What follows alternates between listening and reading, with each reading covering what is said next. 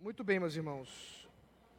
Nessa manhã nós vamos continuar com o estudo do livro de Apocalipse.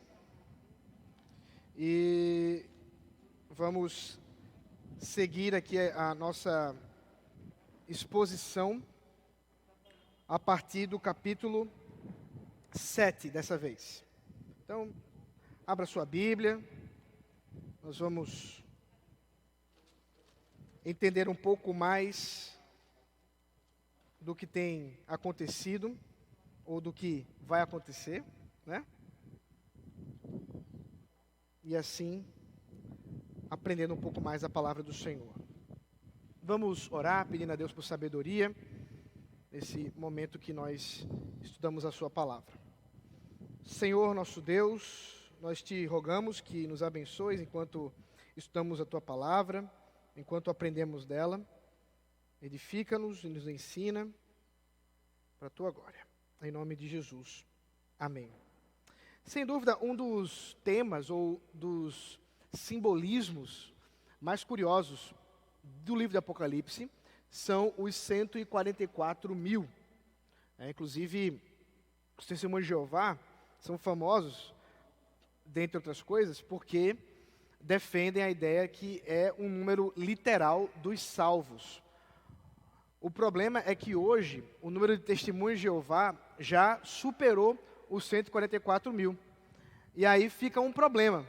Dos que são testemunhos de Jeová, quem não é dos 144 mil? É um problema para ser resolvido. Nós vamos ver hoje o que significa realmente essa porção do texto. Esse é um número que vai aparecer outras vezes no livro do Apocalipse. E, em resumo, o que o Greg Beale diz é o seguinte. Essa porção do capítulo 7, versículo 1 ao versículo 8, diz assim: os anjos impedem que forças malignas iniciem sua atividade destrutiva na terra, até que aos cristãos seja concedida a proteção espiritual para não perderem a fé. Então, nós vamos, em resumo, ver exatamente isso.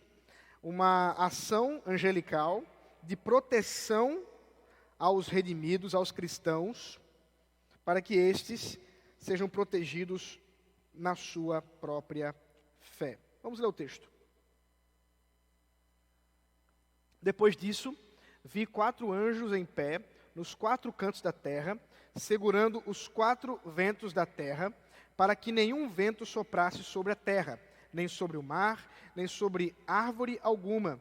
Vi outro anjo que subia do nascente do sol, tendo o selo do Deus vivo.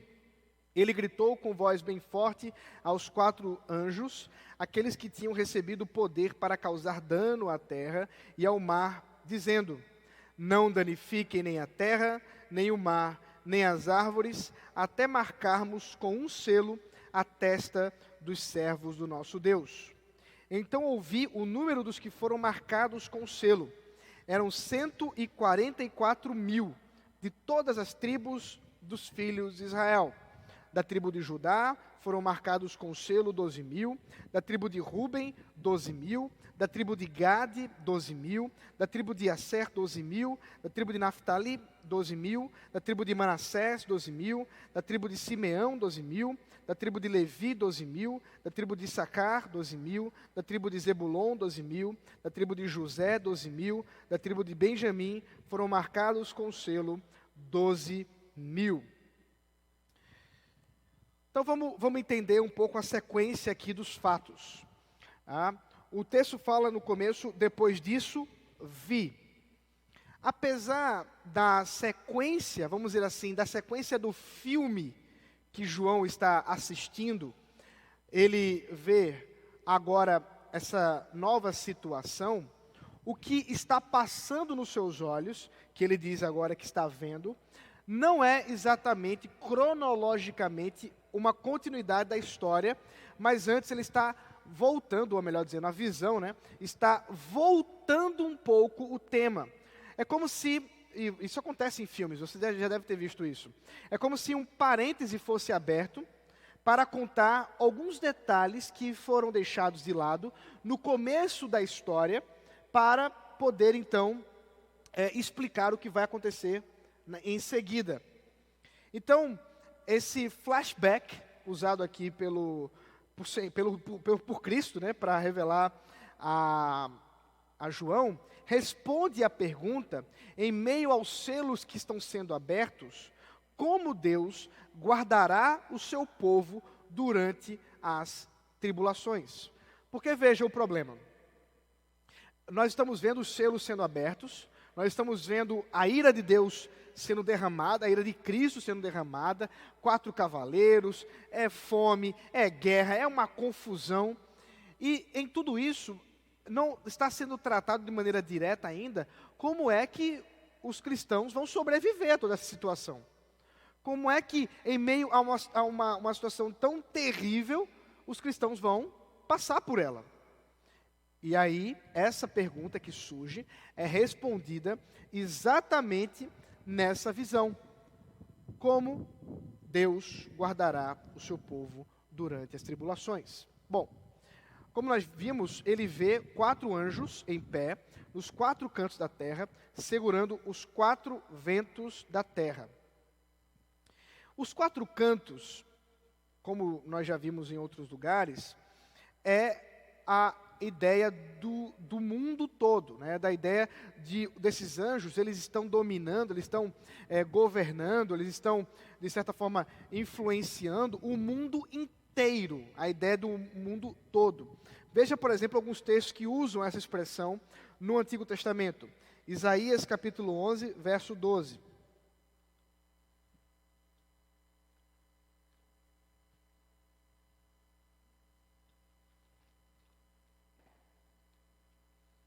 Levantará um estandarte para as nações, ajuntará os desterrados de Israel e recolherá os dispersos de Judá desde os 4 cantos da terra. Ezequiel, capítulo 7, verso 2, também tem essa expressão.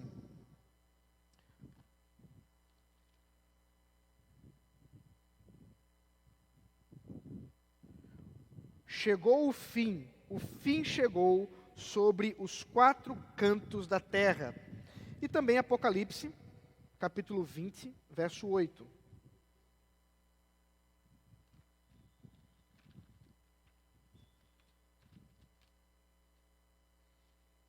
E sairá para enganar as nações que estão nos 4 cantos da terra, aqui se referindo a Satanás.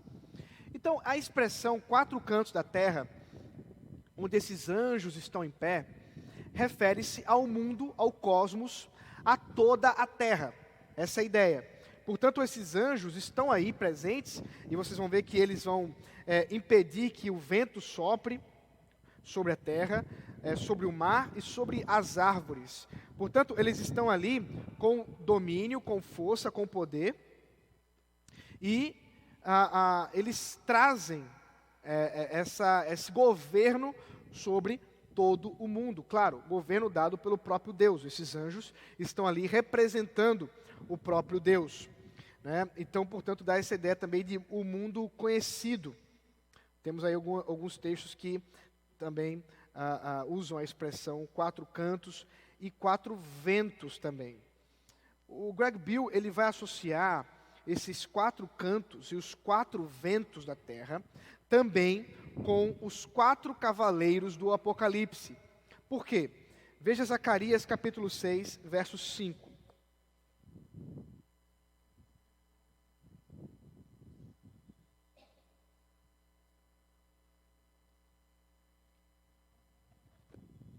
Zacarias 6, 5. Diz assim: o anjo respondeu: são os 4 ventos do céu que saem de onde estavam. Deixa eu só dar um contexto aqui. Se você ver o versículo 1, a visão de Ezequiel é aquela que foi fundamento para a visão de João, falando de 4 cavaleiros também. Então, Zacarias está vendo 4 cavaleiros, e então um anjo vai explicar o que são esses 4 cavaleiros. Ele vai dizer: são os 4 ventos do céu que saem de onde estavam diante do Senhor da terra. Então observe que no contexto de Zacarias, que é referência para os 4 cavaleiros do Apocalipse, esses 4 cavaleiros, eles são como 4 espíritos. A palavra vento em hebraico, ruach, é a mesma palavra para espírito, né? Inclusive, ela é uma onomatopeia, né? Uma onomatopeia é quando você usa uma palavra para expressar o som de alguma coisa, né? Por exemplo, o pato faz quá, quá, né? Uma onomatopeia. O vento faz ruach, e o vento é ruach. Então, esse é um dado aí em hebraico para vocês aprenderem a palavra. Então, os 4 ruach, os 4 espíritos, os 4 cavaleiros do Apocalipse, estão aqui sendo representados como 4 ventos da terra. E esses 4 ventos, portanto, é ordenado a eles que não soprem, que se segurem. Portanto, esses anjos estão conservando em segurança, nós vamos ver daqui a pouco sobre os selos, aqueles que foram selados contra essas forças malignas, que são exatamente os 4 cavaleiros, né?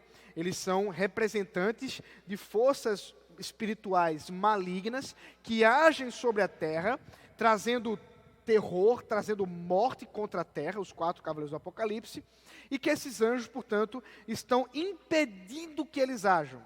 Eles estão segurando o vento. Para quê? Bom, aí vamos ver a sequência do texto. Vi outro anjo que subia do nascente do sol, tendo o selo do Deus vivo. Ele gritou com voz bem forte aos 4 anjos, aqueles que tinham recebido o poder para causar dano à terra e ao mar, dizendo... Então veja, agora esse anjo está ordenando em relação a 4 anjos que foi ordenado a eles causar dano sobre a terra. Portanto, o que nós estamos vendo aqui é uma situação de juízo, é uma situação de caos, que é como se fosse um caos iminente. Bom, talvez uma ilustração boa seria para a gente que mora aqui no litoral, né? É quando o mar dá aquela puxada para virar onda.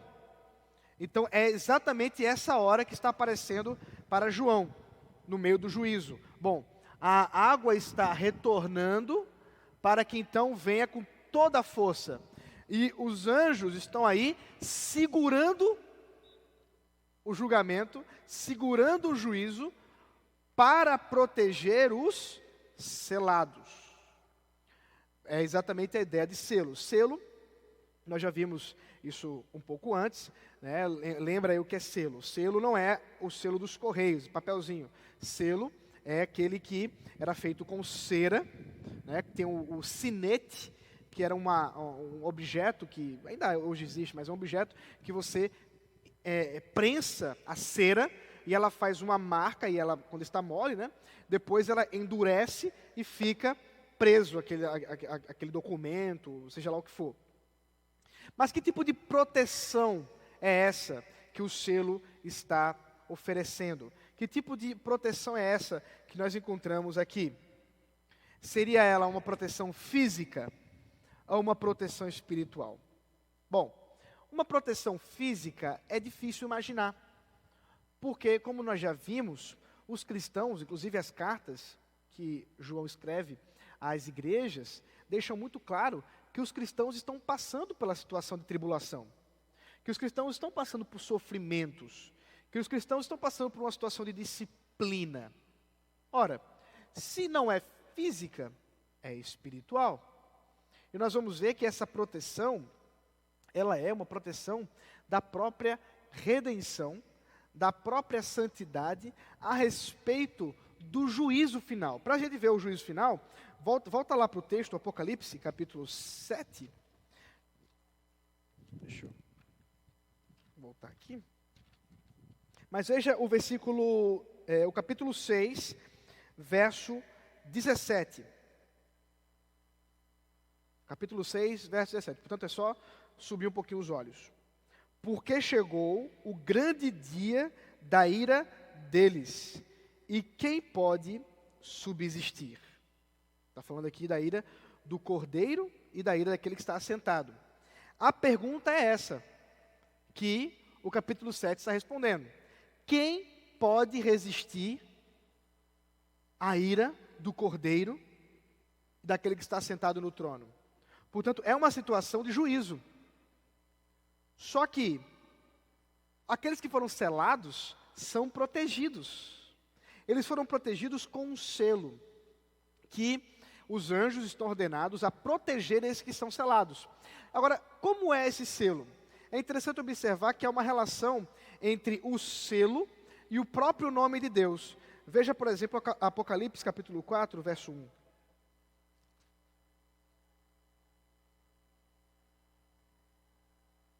Olhei, e eis que o Cordeiro estava em pé sobre o monte Sião.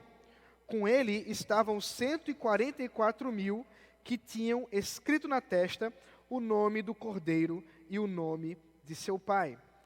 Então peraí. Os 144.000 que estão aqui na visão de João, também estão aparecendo na sequência, só que agora, ao invés de um selo, eles estão com o nome de Deus. Então, o que nós podemos concluir é que o selo é o próprio nome de Deus. Talvez aqui o que nós encontramos é exatamente um sinete que tem o nome de Deus, e que esse sinete, então, é prensado na frente do rosto, na testa daqueles que foram selados por Deus. E eles, portanto, recebem o nome do próprio Deus na sua testa. O que nos lembra, por exemplo, o caso do sumo sacerdote, que carregava consigo o nome do Senhor na sua testa, escrito Santidade ao Senhor. E ele carregava isso exatamente para falar que ele era separado por Deus para o ofício de sacerdotal. Então, nós encontramos aqui que aqueles que foram selados são aqueles que têm o nome de Deus na sua fronte. Eles têm aí a tatuagem. Deus é um Deus tatuador. Só que essa tatuagem não é com agulha, né? É com o sangue do Cordeiro. Então eles foram selados com o nome de Deus. Esse selo, portanto, com o nome, vai também nos remeter à ideia de autenticação e à ideia de propriedade. Porque um escravo era marcado com o nome do seu senhor. E é exatamente a expressão que nós vamos encontrar aqui na sequência do texto. Olha aqui, ó. Não danifiquem nem a terra, nem o mar, nem as árvores, até marcarmos com um selo a testa dos servos do nosso Deus. A palavra servos aí, doulos, é escravo.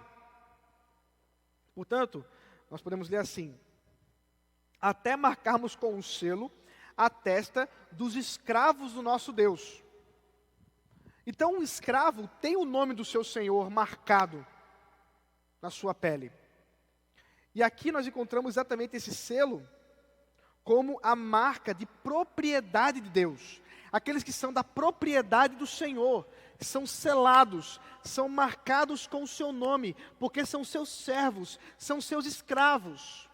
E eles agora recebem essa marca para que os anjos possam protegê-los diante do juízo, diante do sofrimento, diante das situações que se encontram. Essa proteção, como eu disse, ela não é física, ela é proteção espiritual. Portanto, a proteção que os anjos estão garantindo é dizendo: olha, aqueles que foram redimidos, aqueles que foram salvos, aqueles que foram comprados pelo Redentor, pelo Cordeiro que foi morto, eles recebem uma marca, e essa marca é indelével. Ela não pode ser retirada. Ela não pode ser retirada. Não existe cirurgia para retirar a tatuagem que Deus coloca na mente ou na testa dos servos de Deus.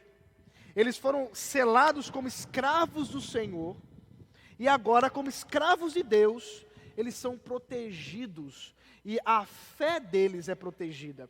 Então a pergunta do capítulo 6, quem pode subsistir, ela é respondida ao dizer que aqueles que foram selados resistem à sua fé, porque o próprio Deus cuida do seu coração. Porque o próprio Deus que é dono deles, cuida do seu espírito, da sua fé. Mas observe que há um tempo determinado para que essa proteção termine. Porque a fala desse anjo é que a terra não deve ser danificada, nem o mar, nem as árvores, até que, finalmente, todos os servos do nosso Deus tenham sido selados.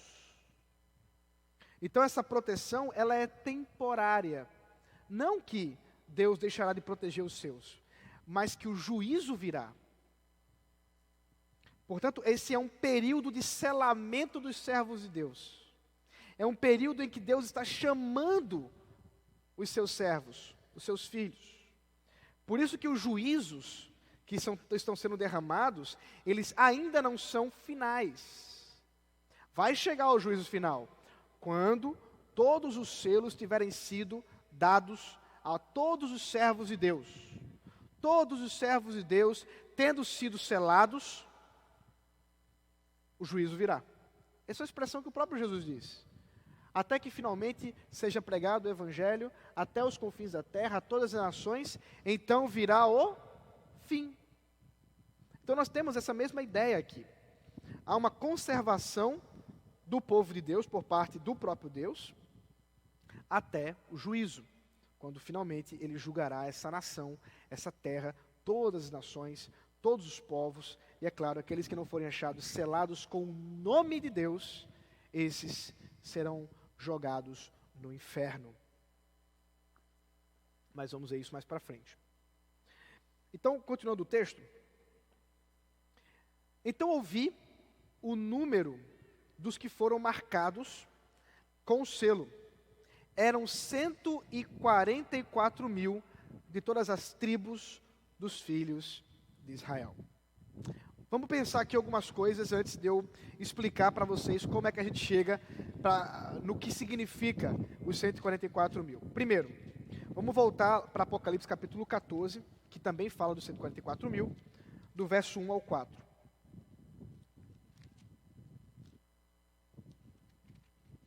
Olhei, e eis que o Cordeiro estava em pé sobre o monte Sião. Com ele estavam 144 mil, que tinham escrito na testa o nome do Cordeiro e o nome de seu pai. Ouvi uma voz do céu, como o som de muitas águas, como o som de um forte trovão. A voz que ouvi era como de arpistas quando tocam as suas harpas. Entoam um cântico novo diante do trono, diante dos 4 seres viventes e dos anciãos. E ninguém podia aprender o cântico, senão os 144 mil que foram comprados da terra. Estes são os que não se macularam com mulheres, porque são virgens. Eles seguem o Cordeiro por onde quer que ele vá. São os que foram comprados dentre todos os seres humanos, primícias para Deus e para o Cordeiro. Agora veja Apocalipse 5, verso 9. Nós já passamos desse texto, mas para a gente lembrar aqui. É um cântico.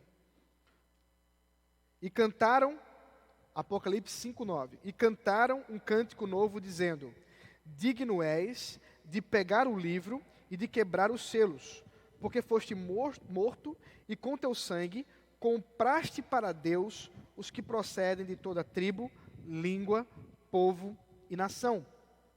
Então observe que há um claro paralelo entre os 144 mil que foram comprados como primícias de todos os povos da terra, e agora aqueles que foram comprados para Deus, pelo Cordeiro com seu sangue, de todas as tribos, línguas, povos e nações. O que nos leva a concluir que os 144 mil aqui refere-se sim ao número de todos os cristãos redimidos por Cristo, de todos aqueles que foram comprados por Cristo com o seu sangue. Os 144 mil são os remanescentes do verdadeiro Israel. Os 144 mil são os crentes no Senhor Jesus Cristo, nesse período que se inicia desde Cristo até a consumação dos séculos, quando ele virá para julgar a terra. É por isso que isso nos faz lembrar o seguinte, que todos os cristãos são chamados e são servos de Deus, são escravos de Deus. Portanto, não seriam só um grupo especial, como se fôssemos acreditar dos 144 mil como um número literal. Ezequiel 9 também fala desse grupo selado, de um grupo selado por Deus, como o Israel de Deus. E o próprio Satanás, é muito curioso, de maneira invertida aqui, o próprio Satanás, o próprio diabo, também selou os seus seguidores com o nome da besta. Você vê isso no capítulo 13 de Apocalipse. Então, esses que têm o selo, a marca da besta, eles servem à besta, ao diabo.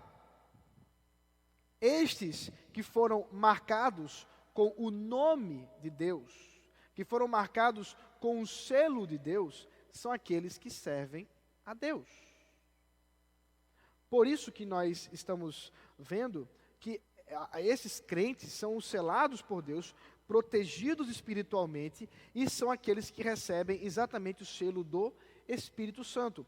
Isso não fica claro no livro de Apocalipse, não tem essa expressão aqui, mas nas cartas do apóstolo Paulo, por exemplo, Efésios, fala claramente que o Espírito Santo, ele traz o selo no nosso coração.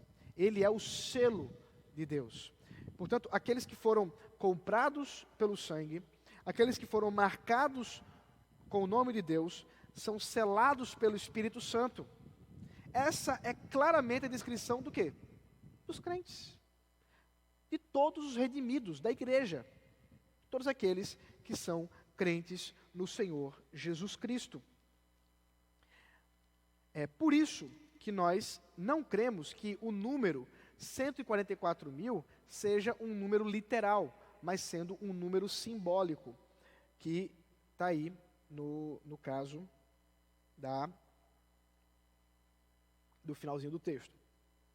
Da tribo de Judá foram marcados com o selo 12 mil. Da tribo de Ruben, 12 mil. Da tribo de Gade, 12 mil. Da tribo de Asser, 12 mil. Da tribo de Naftali, 12 mil. Da tribo de Manassés, 12 mil. Da tribo de Simeão, 12 mil. Da tribo de Levi, 12 mil. Da tribo de Issacar, 12 mil. Da tribo de Zebulon, 12 mil. Da tribo de José, 12 mil. Da tribo de Benjamim, foram marcados com o selo 12 mil. Mas por que esse número? Bom, nós temos 12 tribos de Israel, nós temos 12 apóstolos de Cristo. Esse número não é em vão, não é aleatório. O próprio Senhor Jesus escolheu 12 discípulos, 12 apóstolos para o seguirem, para estar juntos com ele. E assim, nós encontramos esse número simbólico duas vezes, né? O 12 do Antigo Testamento e o 12 do Novo Testamento, que multiplicados dá o valor de 144. E o número 1000 como um número simbólico de completitude, que também será usado mais uma vez como recurso quando ele falar do milênio, um tempo de 1000 anos em que Satanás está preso. Nós vamos falar isso bem mais para frente. Mas o que nós encontramos aqui, portanto, é um número simbólico que representa muito bem todo o povo de Deus do Antigo Testamento e do Novo Testamento. Então, esse simbolismo envolve toda a igreja de Deus, do Éden à Nova Jerusalém. E eles são, portanto, simbolizados pelo número de 144 mil selados. É emblemático que a primeira tribo que seja mencionada é a tribo de Judá. Porque ela é a tribo de quem, gente? De quem? Veja pelo menos a projeção, por favor. A tribo de quem? De Jesus, a tribo do Messias. E isso tem a ver com o cumprimento da própria profecia de Gênesis capítulo 49, verso 8 a 10. Judá, os seus irmãos o louvarão. a sua mão estará sobre o pescoço dos seus inimigos. Os filhos de seu pai se inclinarão diante de você. Judá é um leãozinho da presa, é um leãozinho. Da presa você subiu, meu filho. Ele se agacha e se deita como leão, e como leoa. Quem o despertará? O cetro não se afastará de Judá, nem o bastão sairá de entre os seus pés, até que venha Siló, e a ele obedecerão os povos. Então, veja que apesar de ser uma profecia bem enigmática, ela está se cumprindo aqui. Judá, como uma tribo que ganha destaque, por ser a tribo de Davi, do rei Davi, a tribo que foi prometida ao Messias, o Messias virá da tribo de Davi, e que veio, Jesus é da tribo de Davi mesmo, cumpriu-se essa palavra, e portanto há um destaque aqui para essa tribo de Judá, como sendo a primeira daqueles que foram selados. É claro que é tudo um simbolismo. Isso não significa que há aqueles que são da tribo de Judá, aqueles que são da tribo de Ruben, aqueles que são da tribo de Gade, né? Alguns querem ser da tribo de Levi, mas não é nada disso não. Aqui é tudo um simbolismo, tá, gente? Não é que nós sejamos realmente de tribos, estejamos divididos em tribos. Nós agora pertencemos a uma única tribo chamada igreja. Igreja, nós somos a igreja do Senhor Jesus Cristo. Somente isso. Há também uma coisa curiosa, porque a forma como a visão se mostra, como o anjo está falando, parece estar enumerando um exército. Então, os 144 mil, que estão divididos em 12 de 12 mil, são o grande exército do Deus vivo aqui na terra. Então Deus está protegendo, cuidando do seu povo e também está levando eles a batalharem nesse mundo tenebroso, a lutarem nesse mundo tenebroso. Lutarem pelo quê? Que tipo de vitória que eles terão? Então aqui, paradoxalmente, é a mesma luta que o cordeiro teve. O cordeiro venceu como, gente? Como é que o cordeiro, na visão de Apocalipse, venceu? Vocês lembram? Como é que ele venceu para quebrar os selos? Hã? Alguém? Bem alto aí. Não, antes de ressuscitar. Ele teve que fazer uma coisa antes de ressuscitar. Morrer. O cordeiro que foi morto. Então veja, ele venceu sofrendo, morrendo. E ressuscitou. Da mesma forma, nós encontramos aqui o exército do povo de Deus vencendo a batalha, porque é fiel até a morte para a ressurreição. Da mesma forma. Então, o que nós encontramos finalmente nessa porção de Apocalipse é o exército do Deus vivo, a igreja militante do Senhor, que sai para guerrear e que luta na perseverança da sua fé, vencendo, porque é fiel até a morte, na fidelidade do Senhor, com a proteção, inclusive, do próprio Deus com os seus anjos. Deus usa os seus anjos para proteger a sua igreja. Uma conclusão aqui para a gente abrir para perguntas. Primeiro, esse selo que nós encontramos aqui dos 144 mil é o selo da salvação do Senhor. É o selo do qual ele imprime, ele escreve, ele coloca nos seus e jamais eles deixarão de ser seus. É o selo também do serviço, da servidão a Cristo, da servidão a Deus. Esses que são escravos do Senhor, são aqueles que são chamados para servi-lo na igreja, desse mundo, anunciando a sua palavra, testemunhando da sua palavra. Esse selo também é o selo do verdadeiro Israel, daqueles que são os verdadeiros judeus. Estranho pensar isso, mas nós que somos filhos de Abraão, pela fé, nós somos os verdadeiros judeus, e não aqueles que negam o Messias e que estão em Jerusalém agora. Nós somos os verdadeiros judeus. É por isso que nós não cremos que a terra de Israel hoje é a Terra Santa. Não. A Terra Santa é a terra que nos aguarda. E nós temos um gostinho da Terra Santa. Você não precisa viajar muito, não. Você quer ter um gostinho da Terra Santa? Venha adorar a Deus com o povo dele, todo domingo. Terra Santa. Porque Deus faz presente entre nós. Nós somos o verdadeiro Israel. Nós somos os verdadeiros judeus. Ah, pastor, mas eu queria visitar Israel. Pode ir, meu irmão, vá lá. Agora não venha me dizer que você foi batizado no Rio Jordão e nem que você fez oração no Muro das Lamentações. Não venha me dizer isso não, porque senão eu vou ficar com raiva. Por quê? Vou explicar. No Rio Jordão, porque não tem água especial nenhuma. Você vai ser batizado se você já foi batizado? Faça-me o favor. E o Muro das Lamentações não é um lugar de bênção, é um lugar de maldição.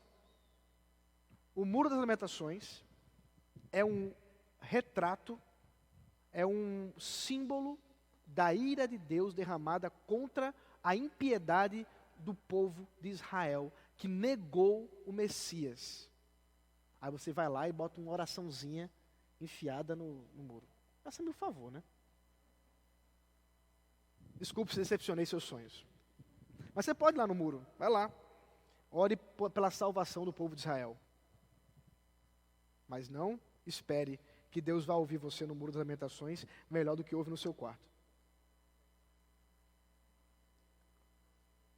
O selo é também o selo da batalha espiritual que nós estamos vivenciando.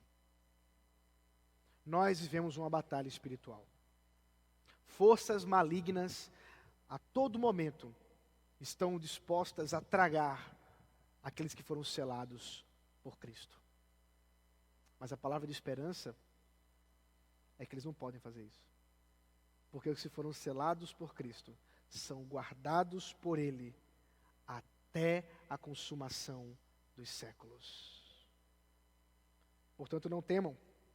Não temam. Tem gente, eu tenho medo de Satanás. Não tenha medo não de Satanás, não. Ele está derrotado. Tema o seu coração, como nós vimos há pouco, de pecado contra Deus. Mas nós devemos, sim, vencer essa batalha na fidelidade ao Senhor até que Ele venha. Vamos orar e eu vou abrir para perguntas. Senhor Deus maravilhoso, nós te louvamos pelo tempo que o Senhor nos deu aqui. Obrigado por esse ensino da Tua palavra. Dá-nos agora um tempo também de resposta de perguntas. Em nome de Jesus, amém.